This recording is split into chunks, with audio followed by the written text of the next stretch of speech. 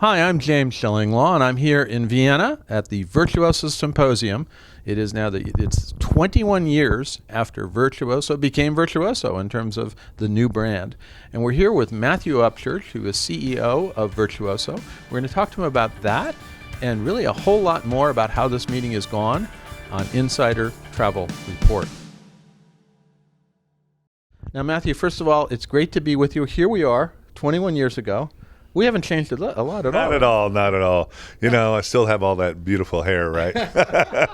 and I don't have any gray at all. This is amazing how it's like the permanent youth we have here in Vienna. You know, let's talk about this a little bit. Let's talk about not ourselves as much as we'd like to do that, but what's the significance of holding this Virtuoso Symposium here in Vienna at this time, and especially as we kind of hopefully emerge from the pandemic? Well, it's been as I said, it's been a very healing and emotional return, because this is where we announced the brand Virtuoso in January of 2000.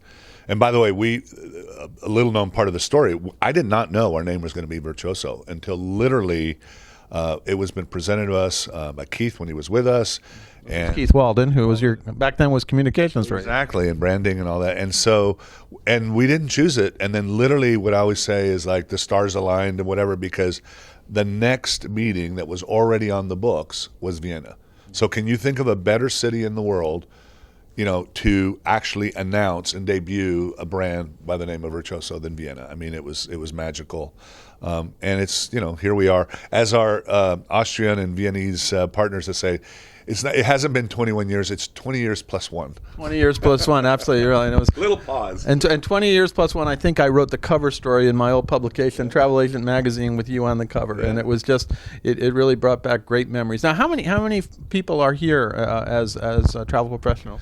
We have about 329, 329, both members and partners. And tonight I'm going to celebrate because there's quite a few people that were here in 2000, which is really cool. I mean, you know, and I look back on the whole reason that we changed our name is because I'd already been serving the API travel, you know, consultant network for 13 years. I started when I was 24, and, you know, in the late 90s when everybody was, you know, talking trash about travel agents and whatever, I thought, you know, these people don't know who these people are. And that was the genesis of why we wanted to create a consumer brand, right? Because we wanted to put a spotlight on, you know, travel advisors that were real artists in designing and managing and creating experiences. And we felt that name and you know, and that was the genesis. That was all. You know, we didn't wake up.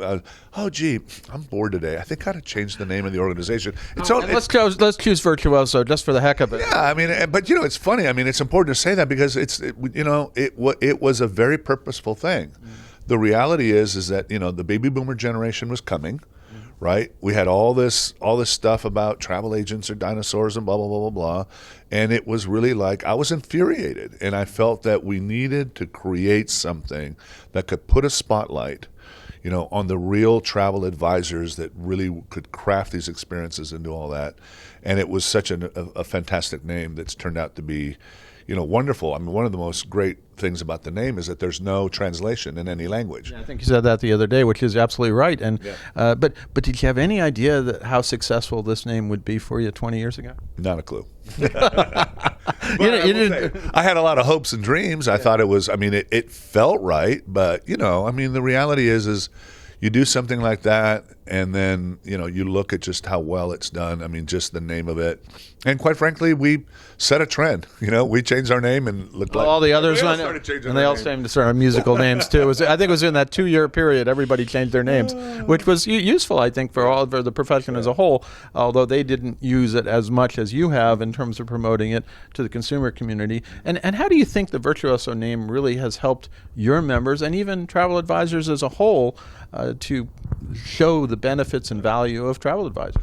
Well, first of all, it's evocative, right? The whole point of it was to create, you know, interest and be evocative and get people curious and like, what is this? And, you know, shortly thereafter, we also announced our mission statement about making the travel advisor profession a financially and personally rewarding career. And I give a massive amount of credit to this network that I happen to serve. because we elevated, as far as I'm concerned, the entire profession. And that consumer exposure was about being able to dispel all the myths and all the things about the profession and what it had been, and really change it from what was basically seen as primarily a kind of a clerical thing to a real profession.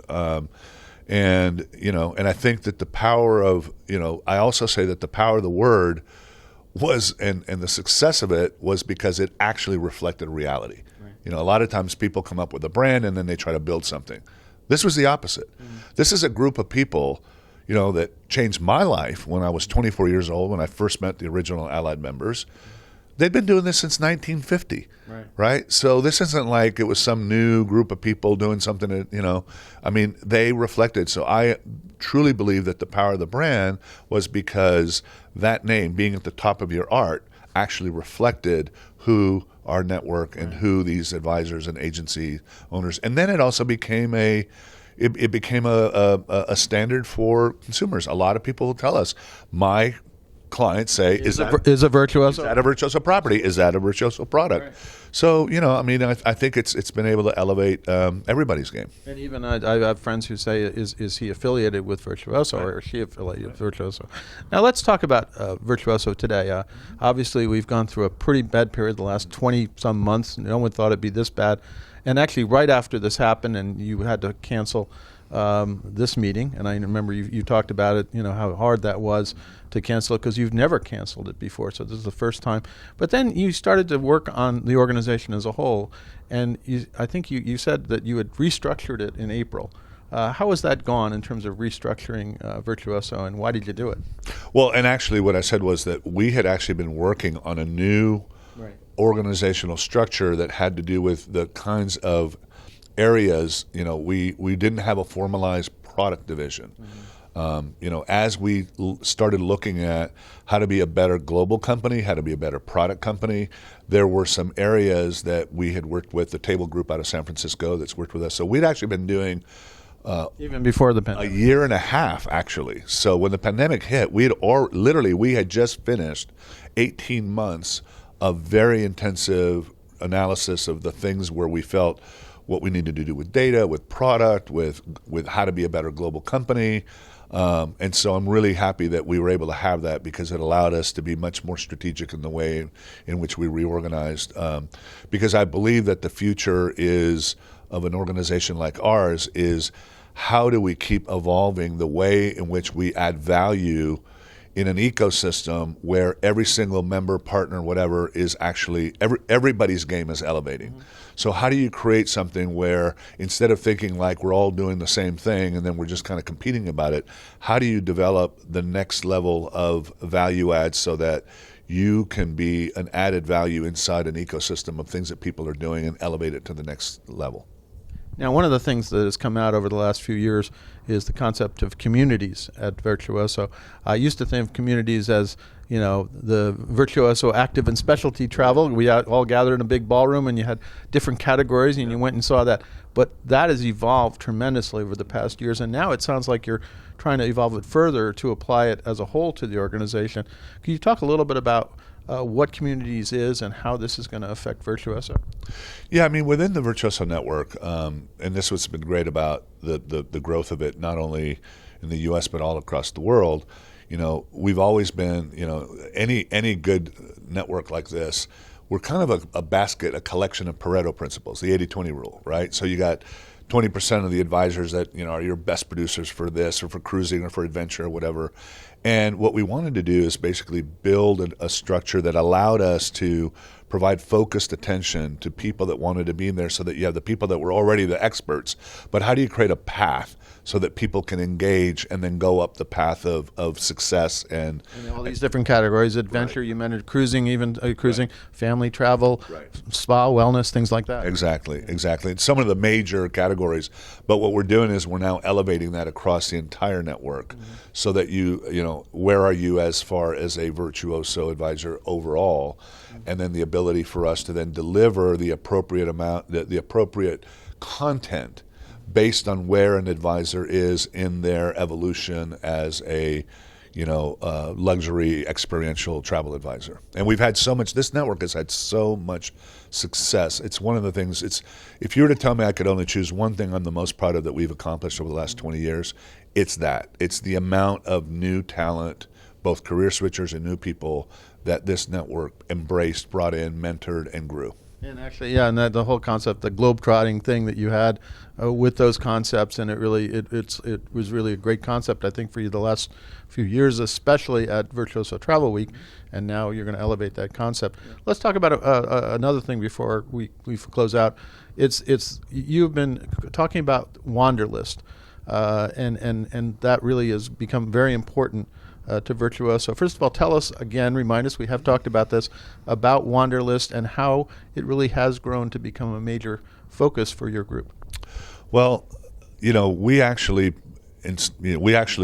put in the first CRM even before Client Base. David Call did that. It's kind of an evolution. I'm going to give you a different context that I've explained it before. It's about client engagement.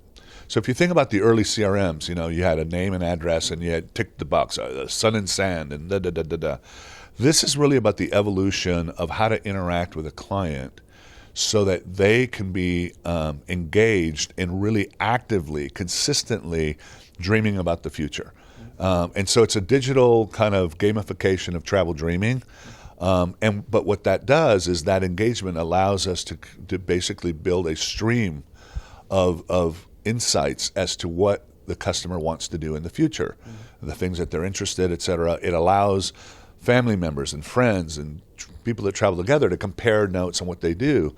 And so Wanderlist is doing a lot of things. It's helping advisors be more efficient in the way they interact, because when somebody comes and they've done a Wanderlist, there's a whole lot of questions you don't even have to ask now, because they've already done a lot. And when you can create a consumer product that the consumer feels is fun and engaging, and then gives you all that, it's a huge advantage. So when as we developed it at Virtuoso Travel Week, we had just over 3,000 advisors that were engaged with it.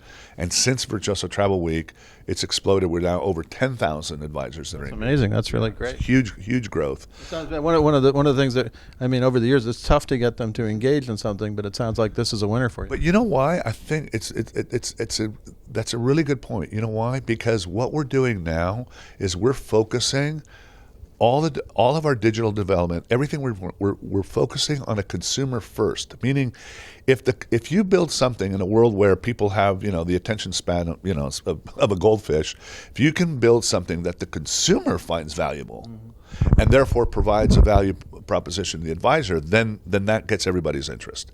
And I think that's what's been so exciting. And one of the really cool parts about Wanderlist is that our advisors are starting to get credit for adding value to people's lives even before the person's traveled.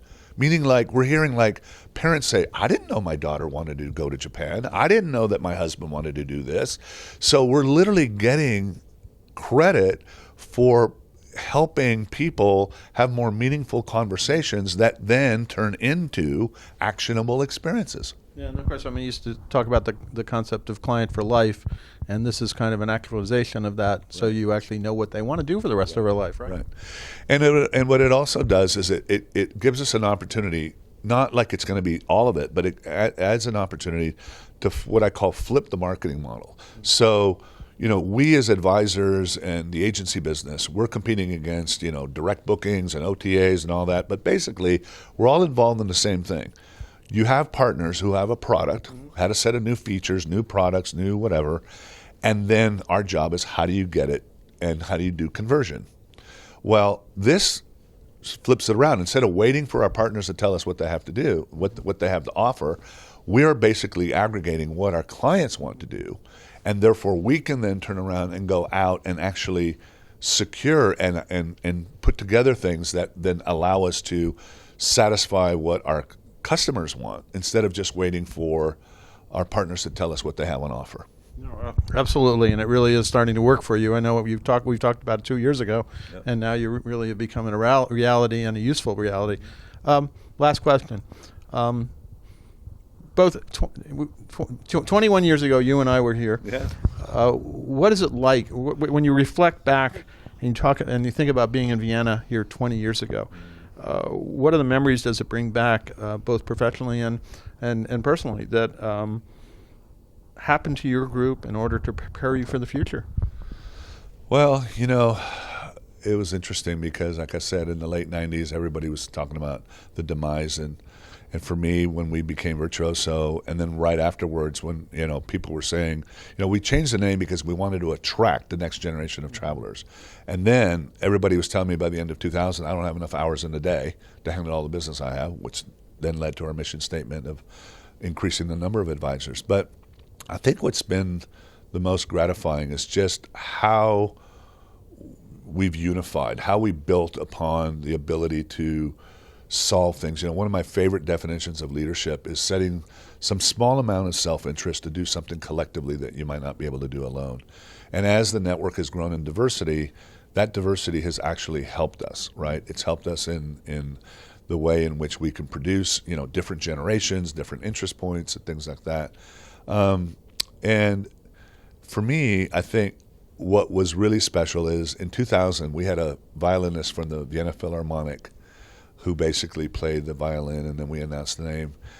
I had a very emotional moment yesterday on stage because, if you've never heard of her, there's this incredible, she's now just about to turn 16, but she debuted at Carnegie Hall at 12. This is Alma Deutscher. Right. So look her up. She was on 60 Minutes, but we had this, incredible, they call her the second Mozart, which, by the way, I love because on NBC News she goes, I don't want to be known as the second Mozart. She said that the other day. I don't want to be the second Mozart. I want to be Alma. Alma, which, how cool is that, right? She's very poised for a 16, 15-year-old. Very poised. So how incredible that after all these years, we were able to celebrate what we've all achieved and what we've done by having this young lady, this young virtuoso, a musical virtuoso, literally improvise a piece of music in honor of all of our travel virtuosos, and I was blown away. I had met with her a couple of days early and said, how could you maybe analogize a little bit about what it's like to be a musical virtuoso versus a travel virtuoso? And she was like, her comparison. You've got to get all the structures, sort of like the art and the science, right? When the flight says it's leaving at 3:52, it's 3:52. It's precise. Just like you said, I got to learn my scales, right? But then once you have that part of that skill, the ability to be artistic, to design, and all that is what really gives it all this beautiful, emotive perspective. No, and I know when she was describing this on stage, and you were we were all looking like, whoa. Yeah. She put a lot of thought into this, and then she played the piece, and that was amazing. But a way to celebrate 21 years of, the name of the event back to Vienna. I remember it well. I'm glad to be here. And Matthew, thank you for inviting me back to be here with you. A year late, but hey, we'll do it when, as I said, 20+1, right? Yep, and thank you for being James. And tonight, we're going to have a ball. That's right. We're really going to have a Viennese ball. So it's going to be found at the Spanish Writing School. Everybody's going to be in their finest, and we're going to have the part of the Vienna Philharmonic, and it's going to be pretty amazing. I'm looking forward to it. Matthew, again, thank you very much. Great to see you here, and congratulations on 20 years of Virtuoso. Thank you. Thank you, James. I'm James Shillinglaw, and this is Insider Travel Report.